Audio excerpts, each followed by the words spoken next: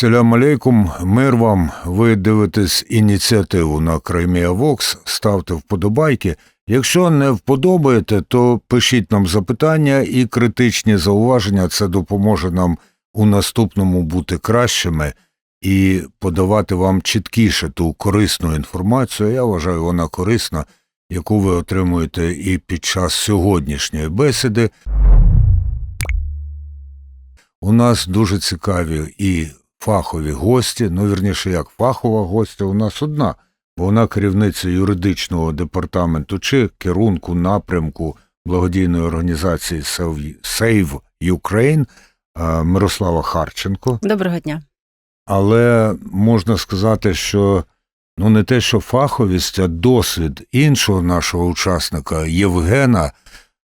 Його має не так багато людей в цілій Україні і поза її межами, тому що написали мені редактори: Євген – хлопець, що був врятований з тимчасово окупованої території. І от у мене до вас, Євгене, одразу запитання, наскільки ви згодні із цим позначенням? Людина, хлопець там, юнак, я би сказав насправді, врятований з тимчасово окупованої території. Так, доброго дня всім. І так, це 100% правда. Мене, можна сказати, і правда врятували з жахів окупації і вивезли. Про це будемо говорити обов'язково, будемо говорити і про жахи, і про те, як втриматися і вистояти тут, і про тих людей, які допомагають, а простіше сказати, рятують. І у нас же ж називається програма «Ініціатива». От коли люди беруть на себе ініціативу, таку, як взяла на себе благодійна організація Save Ukraine, і ті, хто в ній працюють, це заслуговує не тільки на повагу, а іноді на подив, але найбільше на поширення цього досвіду. Пані Мирославо, Save Ukraine, в загальному уявленні ви рятуєте дітей з окупованих територій, так? А в назві цього нема. Чому?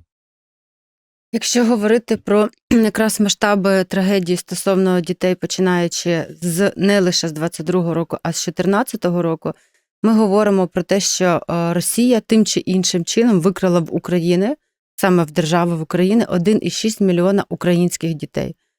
За станом, починаючи з років незалежності, дитяче населення в цілому скоротилося в половину, його стало 7 мільйонів. Після повномасштабного вторгнення 3-4 мільйони дітей з різними оцінками опинилися поза межами України, в країнах Європи, умовна безпека і так далі. Тому порятунок дітей якраз саме з окупації, їх подальше відновлення, реінтеграція – це без перебільшення, від цього залежить майбутнє України, тому що дитяче населення – це критичне, те, що визначає майбутнє нації, майбутнє нашої всієї ідентичності. І якщо та кількість дітей продовжить залишатися в окупації, продовжить залишатися в пастці ворога на території Російської Федерації, це без перебільшень питання виживання нас як українців. Ми часто говоримо, я перепрошую, про те, скільки дітей, і то ми тут не впевнені, опинилися в Європі або в інших країнах, переважно в західному напрямку. І не так часто ми говоримо про те, скільки наших дітей в Росії. Є, бодай, приблизні дані, оцінки? Є навіть точні дані. Про них заявила Марія Львова-Білова, це так звана уповноважена у справах дітей Путіна. А ми можемо довіряти тому, що вона заявляє? Дивіться, в нас зовсім інших інформацій взагалі немає. Це хоч щось, на що можна спиратися, це хоч щось, на що можна орієнтуватися. Вона заявила, і я в цілому дуже вірю цій цифрі, що з початку повномасштабного вторгнення 22-го року на території Російської Федерації вони зареєстрували 744 тисячі українських дітей. Саме вона зазначила Російська Федерація, тобто не ті діти, які залишилися на тот. 744 тисячі українських дітей – це критично багато, це надзвичайно багато. І отут питання, насправді, вони ж то вважають, що 4 області України уже входять до Російської Федерації. Тобто до цього числа можуть входити і ті, хто в Запорізькій, Херсонській, Донецькій та Луганській областях, та ще й в Автономній Республіці Крим. Ну, дивіться, вони говорили саме на території Російської Федерації, вони були зареєстровані, а референдум по приєднанню цих областей, він відбувся трошки пізніше. Звісно, це якщо би думали люди логікою, там у них викривлена логіка, викривлене сприйняття всього, що відбувається, але вони сказали саме про канонічну територію Російської Федерації. Бачите, Вони як так говорили. Так говорять, да. Але що воно насправді для них означає, то невідомо. Ой, що воно для них означає, я не знаю, а для нас, це те, про що Мирослава Харченко сказала, це трагедія.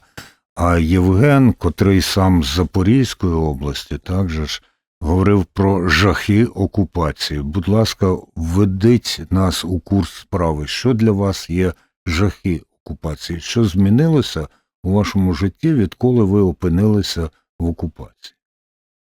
Так, сам я з Енергодару Запорізької області, і дуже багато людей по новинах чули, як на початку повномасштабної війни російські окупанти заходили в Енергодар, як вони проривали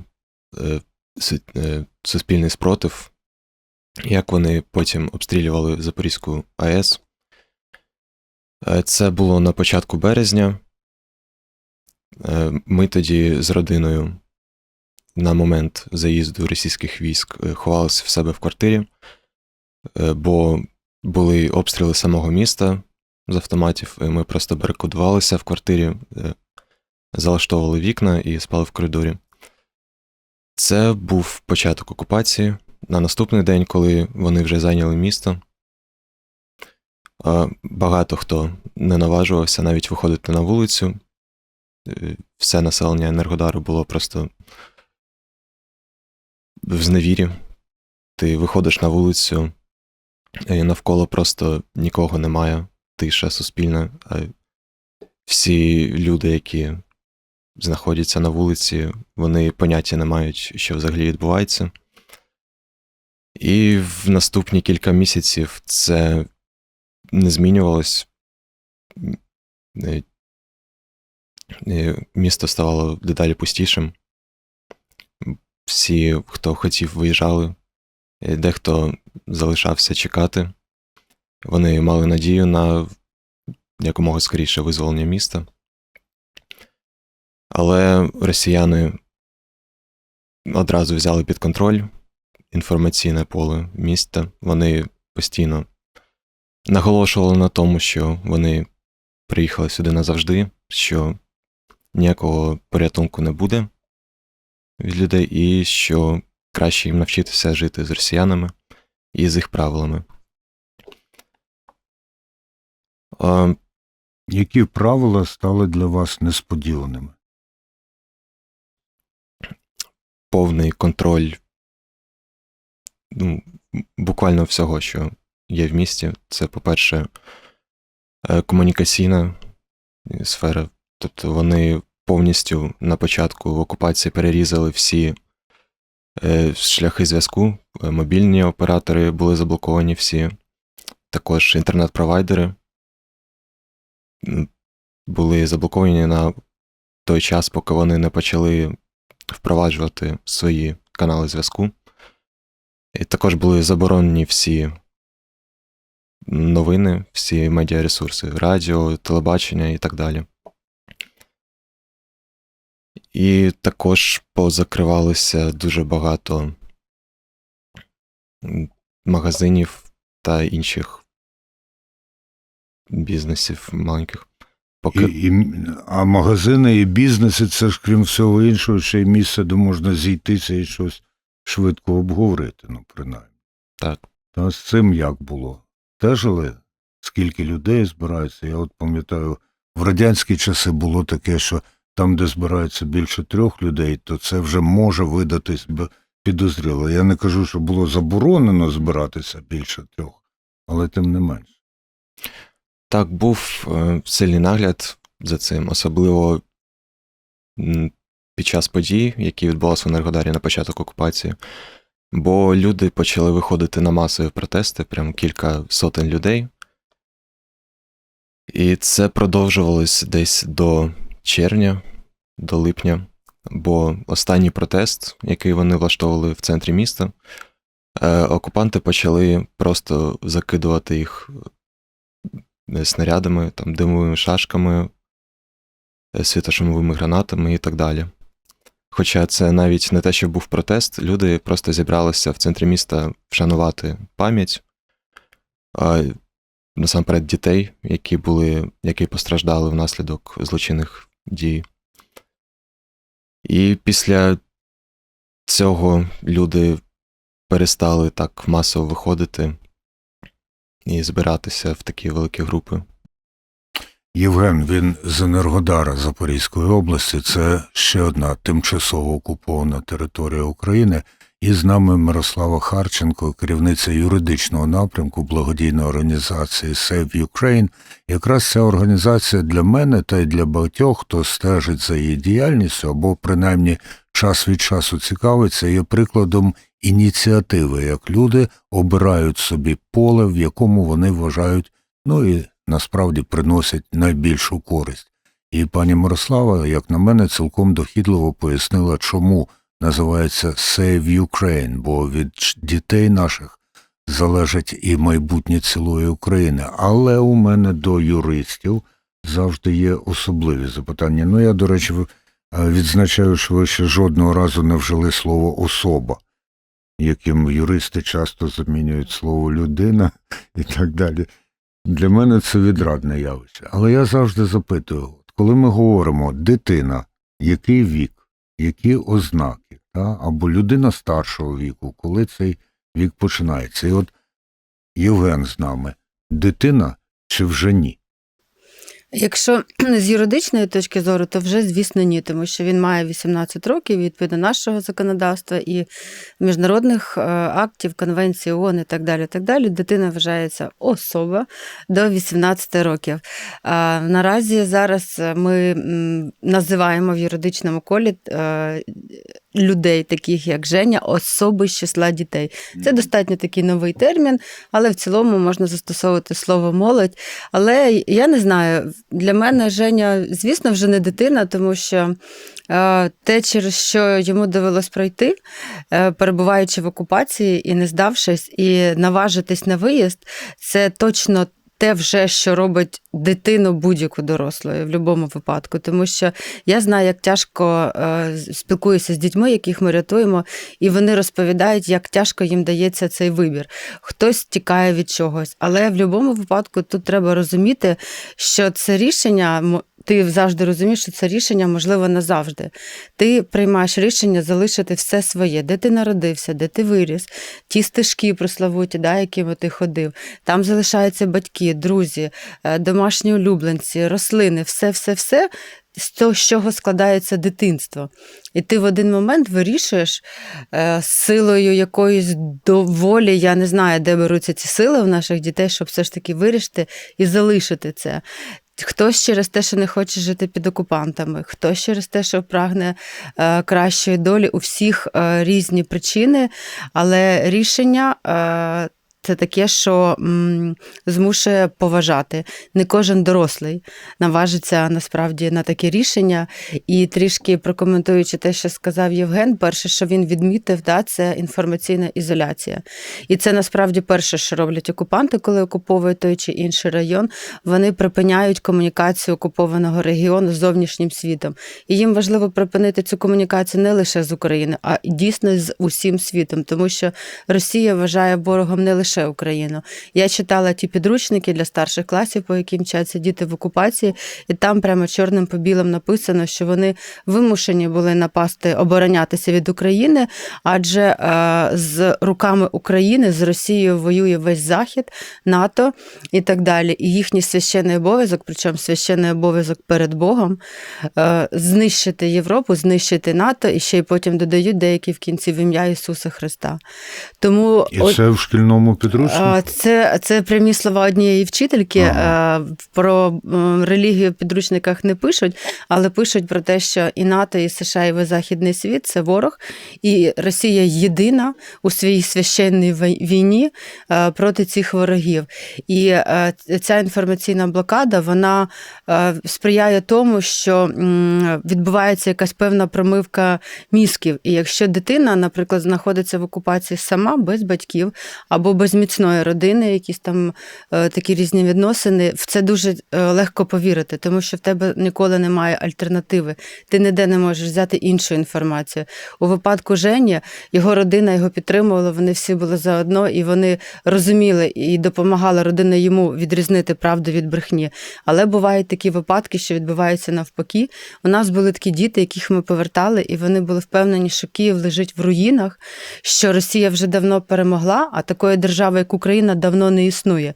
І вони зі щирим здивуванням дивувалися, коли чули українську мову, коли бачили українські прапори, адже настільки пропаганда ось за такий короткий час робила з дитячими мізками ось таку жахливу справу. Тут у мене виникає одразу запитання. Якщо вони були впевнені в цьому, що Києва нема, що України нема, що і так далі, то як вам вдавалося їх перевести сюди?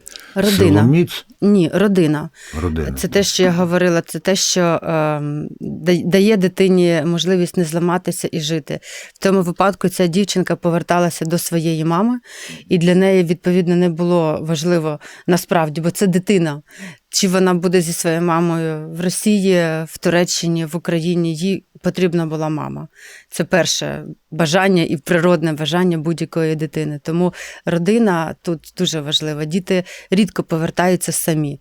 Діти завжди мають повертатися у супроводі родини або до родини. Мирослава Харченко своєю розповіддю підвела мене до наступного запитання до Євгена, який, втім, теж уже вимовив це слово, коли сказав, що доводилося навчатися жити по-іншому. В березні окупація, влітку ще протести, а от уже вересень, от уже навчальний рік. І ви йдете, напевно, до школи. Чи не одразу пішли? А коли пішли, і що там змінилося порівняно з українською школою? Насправді мені доволі пощастило в тому плані, що на початок повномасштабної війни мені було 17 років, Угу. і за рік до цього я вже закінчив загальноосвітню школу і вступив до університету, Харківський університет радіоелектроніки, і навчався на першому курсі на початок. І протягом цих 4 років мені вдалося закінчити цей університет на дистанційному навчанні, і до російських навчальних закладів мені пощастило не вступати. Ну, може, були якісь знайомі, які ходили, або які вчительствували, або ті, які змушені були покинути вчительство з приходом окупантів. Що вони розповідали? В мене є молодший брат, якому на той момент було 11 років, і його змусили вступити до школи, бо погрожували всілякими проблемами. І перше, що мені кинулось в око, коли він прийшов додому з підручниками ще до початку навчального року, це їхня нова програма, саме підручник «Нова історія», який я трохи погортав і був, м'яко кажучи, вражений тим, наскільки російська влада перелопатила зміст історії на свою користь. Там не було ніякої згадки України, навіть Київська Русь, у них називалась просто Русь, щоб не було ніяких асоціацій з Україною. І подальші історичні події також були перевернуті на користь росіян. А коли вже почався процес навчання, їх часто змушували відвідувати всілякі позашкільні заходи, так називаємо розговори о важном, як вони називаються в Росії. це бесіди з дітьми з приводу культурних цінностей Росії, те, чому Росія почала війну проти України, і всіляка інша пропагандистська діяльність, яку вони закладували дітям. А вони війну війною називають? Ну, я так назвав війною, але вони такі терміни не застосовують, звичайно. Насправді питання термінів – це дуже цікаве питання. От Євген каже, побачив підручник «Нова історія». Нова історія, новітня історія – це терміни наукові, які позначають певні періоди в світовій історії. Але в російському розумінні, ну от сказав він, нова історія. Вони пишуть свою зараз історію, яка суперечить тому, що є насправді. Про це ми від Мирослави Харченко чули. А скажіть, будь ласка, оті наші діти, які опинилися на території Російської Федерації або території, яку Росія проголошує територією Російської Федерації, як вони там живуть? Вони живуть зі своїми родинами природніми або українськими? Чи їх усиновлюють, удочерюють російські родини? Чи вони в якихось інтернатах, чи як це називається офіційно? Заклади Інституційного догляду. Точно. Так, якщо ми говоримо про, наприклад, тих дітей-сиріт, які були з самого початку в закладах інституційного догляду, які були депортовані з Херсонщини, наприклад, Херсонський будинок дитини, Олешківський будинок дитини, то, наприклад, Олешківський будинок, він зараз продовжує залишатись територіально на Херсонщині, але окупованій. А, наприклад, діти з Херсонського будинку дитини, вони всі роздані по російським вже родинам. Частину дітей вдалося врятувати, але їх відсоток дуже маленький. Там буквально до 5 дітей, яких вдалося повернути в Україну їхнім батькам або родичам, а решту прямо губернатор Криму прозвітував про те щасливо, що всі діти влаштовані в російські сім'ї, чим і так би сам повідомив, що я вчинив злочин, яким, що заборонено відповідно до Женевської конвенції усиновлювати, приймати в російські родини українських дітей. Але він вирішив про це похизуватися, можливо, очікує стати третім разом з Путіним і з Марією Львовою-Біловою на трибуні у Гаазі. А якщо говорити про тих дітей, які в родинах, на щастя, вони в родинах, проте ось і Женя зазначив, що погрожували, якщо не будуть ходити в школу, усілякими проблемами. Зараз це вже вони називають точно, яка це буде проблема. Вони одразу говорять, ми позбавимо вас батьківських прав, кинемо дітей в інтернат, але тим чи іншим чином вони будуть ходити в російську школу. Тому що російська школа в окупації – це не про школу, це не про освіту 100%, це суцільна така закрита територія пропаганди, куди вони заводять дітей, закривають їх інформаційно, батьків не пускають і роблять все те, що їм велить методичка, яка була прописана Путіним, Мединським і так далі. В них є чіткі інструкції, як пропагувати дітей. В них є чіткі інструкції, як виявляти натяки навіть на проукраїнську позицію, питання, запитання, що ставити і так далі. У них є різні історії, які вони попридумали, типу з відпочинковими таборами, хоча ми розуміємо, що це точно не про відпочинок, а про перевиховання. У них є ціла мережа дитячих мілітарних таборів, куди вони хочеш чи не хочеш, а дітей забирають. Тут, наприклад, з Запорізької області дійшло вже до того, що приходять військові в школу і говорять, що нам з вашої школи треба по нормі стільки-то дітей, щоб ви віддали нам в дитячий мілітарний табір. Мама одного хлопця говорить, я не можу його віддати, він зараз хворіє. Нічого, виздоровіє і поїде іншим разом. Дійшло до того, що батькам і учням прямо говорять, що ви не отримуєте атестат про закінчення середньої школи, якщо дитина не буде мати сертифікат про проходження отого курсу мілітарного. Що таке оці дитячі мілітарні табори? Це, звісно, про те, щоб навчити дитину користуватися зброєю, але не з метою самооборони, як вони говорять. Це закрита, знову ж таки, територія. Це може бути на території Російської Федерації, славнозвісний, сумнозвісний табір «Авангард» в Волгограді, або такі ж самі самі табори організовують у Запорізькій області, поблизу зон відпочинку колишніх, де раніше люди відпочивали, поблизу моря і так далі. І інструктори. Саме головна історія там в цих таборах – це інструктори. Там всі інструктори – колишні герої СВО. Тобто це люди, які не просто вміють воювати, вони вміють вбивати українців. Вони знають, як це вбивати українців, і вони розповідають дітям, як це вбивати українців. Окрім того, це люди, які точно ненавидять все українське і українське в цілому, тому що тим чи іншим чином в будь-якому випадку вони брали участь в СВО, і це не є добре. Це взагалі війна, це зброя, і вони вже ненавидять все українське, а тут їм в руки дають наших українських дітей, які ізольовані, які позбавлені батьків, вони не мають можливості, без телефонів там знаходяться, і це для них розкіш. От просто влити в ці дитячі голови все, що в них є, весь той бруд, всю ту ненависть до всього українського, і плюс дати в руки зброю. Ну, що може бути гірше для нас, а що може бути краще для них? Вони готують наших дітей для боротьби, для війни з Заходом, як вони вже декларують. Вони розуміють, що їх людський потенціал рано чи пізно вичерпається. Путін уже давним-давно поставив Марії Львові Біловій вирішити демографічну кризу, яка є в Російській Федерації.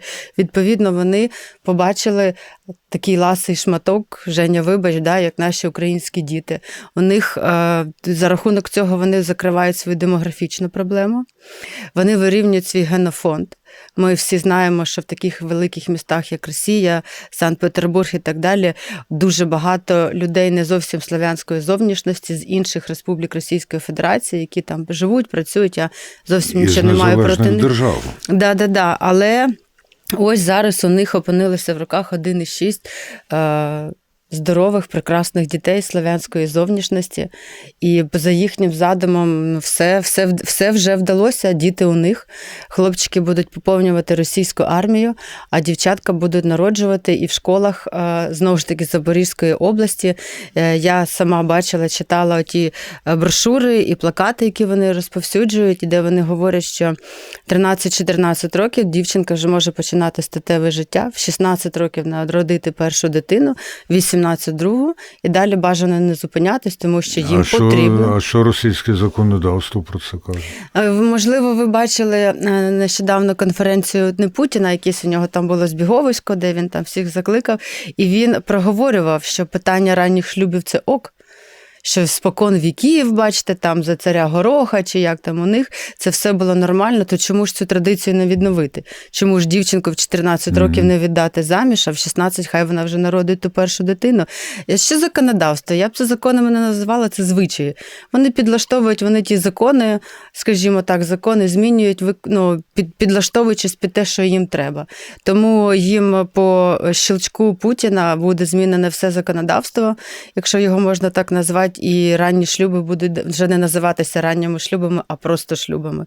Ранній шлюб це стане в 12, чи Бог його знає коли. Ну, я пригадую, що в Радянському Союзі колись Україна була якраз однією з республік, де можна було за виняткових обставин укладати шлюб з 16 років. За виняткових обставин. А зараз вони хочуть зробити це нормою, звичаєм.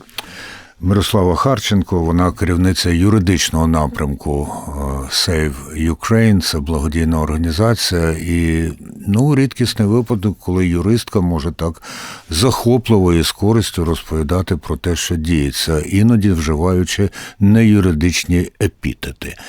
І пані Мирослава сказала: убити українця, убити українку, убити українців.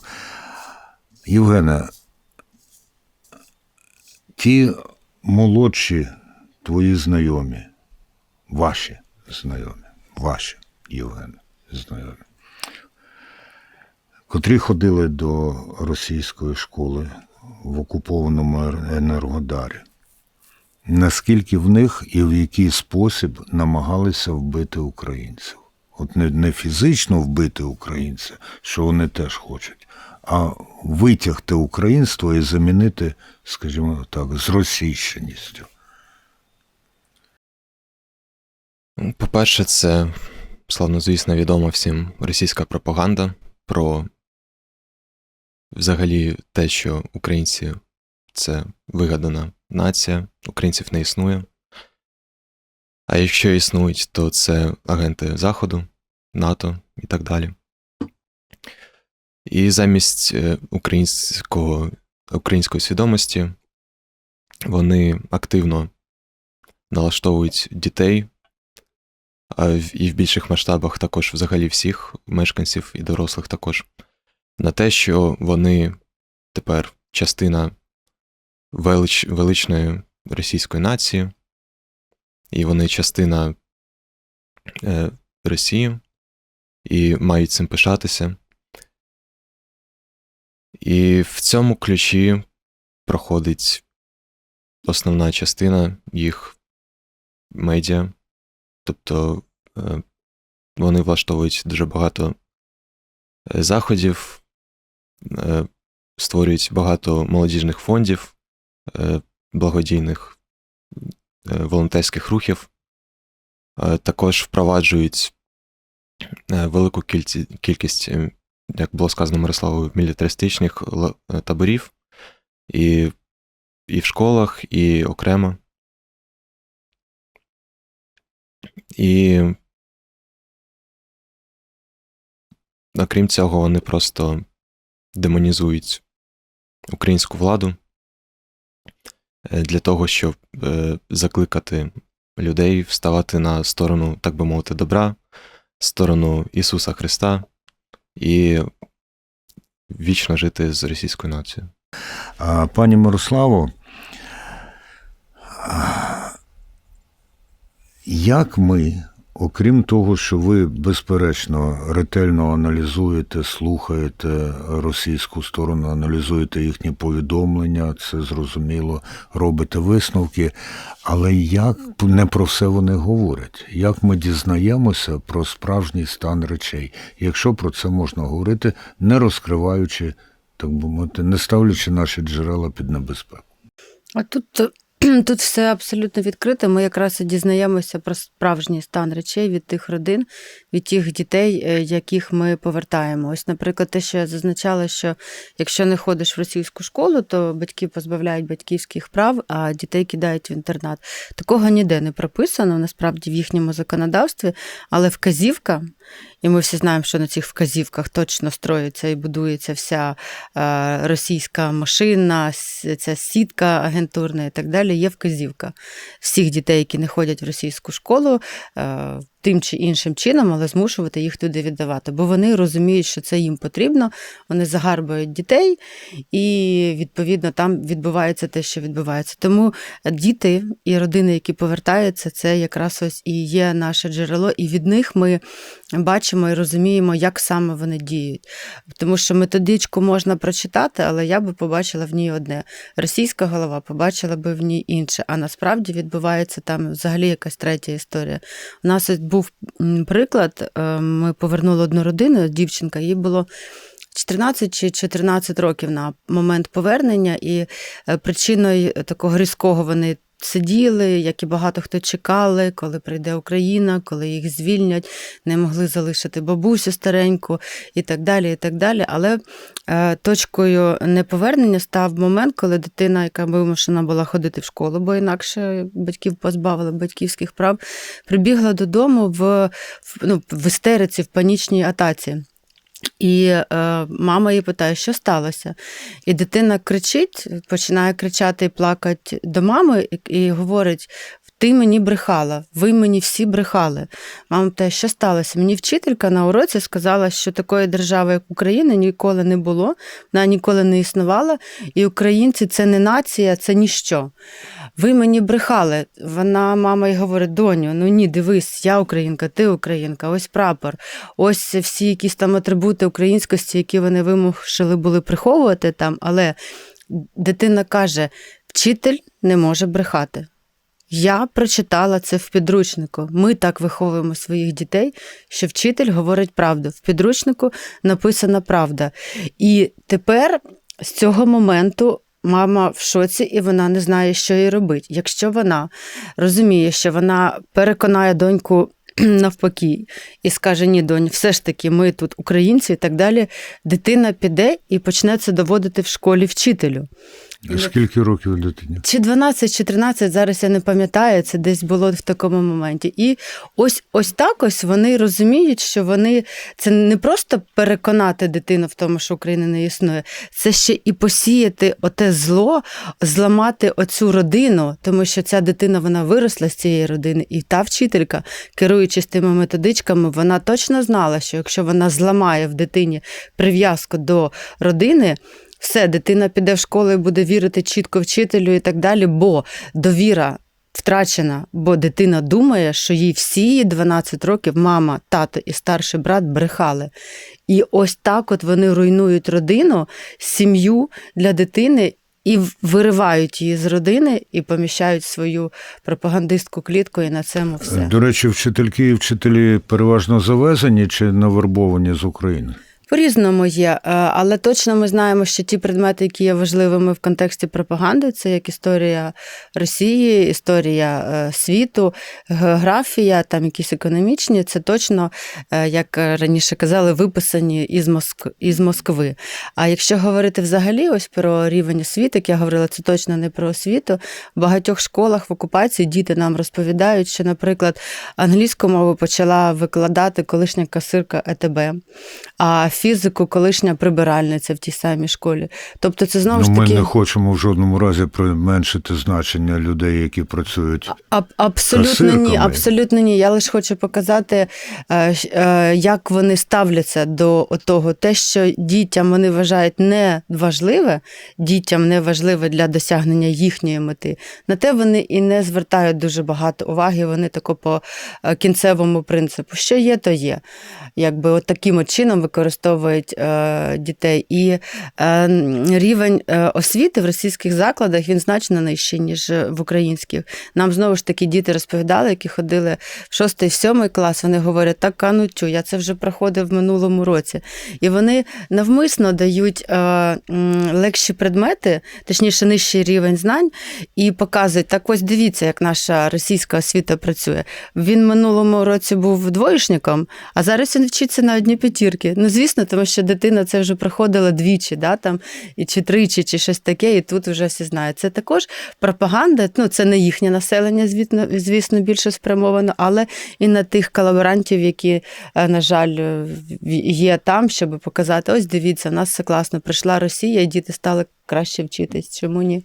Євгене, пані Мирослава розповіла про точку неповернення в одній із сімей, яка живе на окупованій території. А для вас що стало точкою неповернення, чи радше точкою дальшого неперебування в окупації?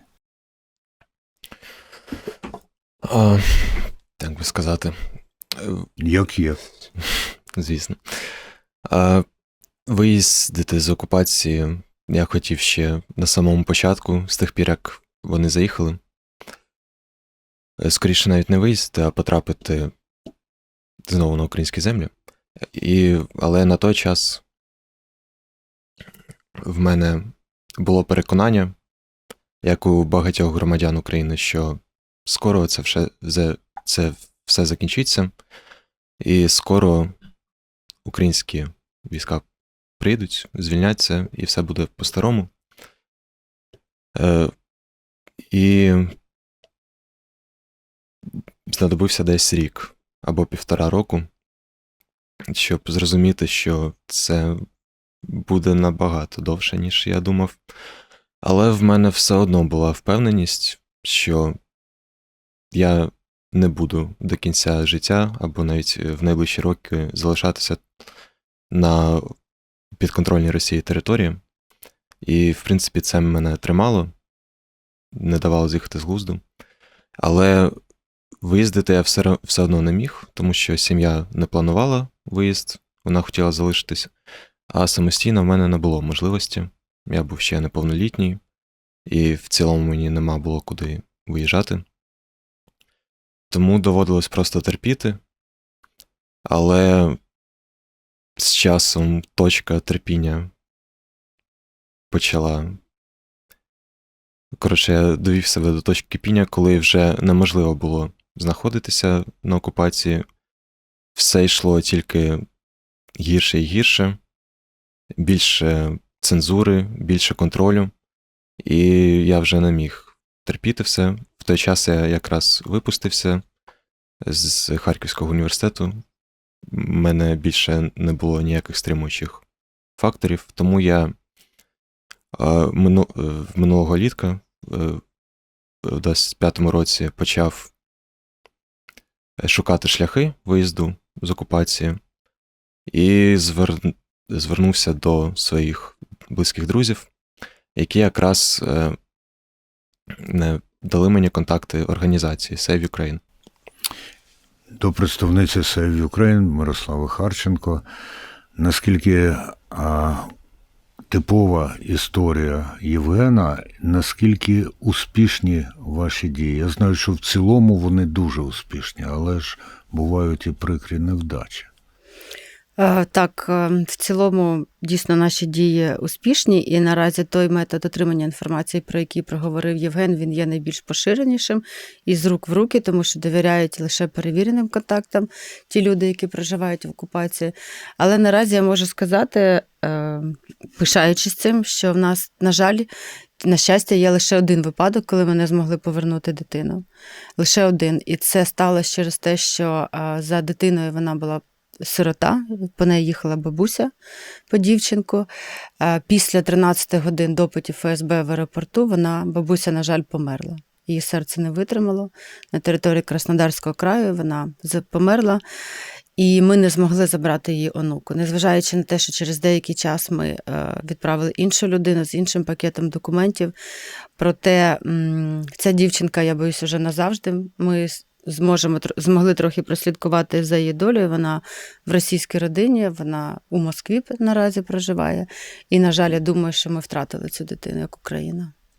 Навіть коли ми думаємо, що ми щось втратили, насправді є змога відстежувати, що відбулося. Є змога робити висновки із того, чому не вдалося в даному разі. І є змога в наступному перемагати ворога. Мирослава Харченко, керівниця юридичного напрямку благодійної організації Save Ukraine.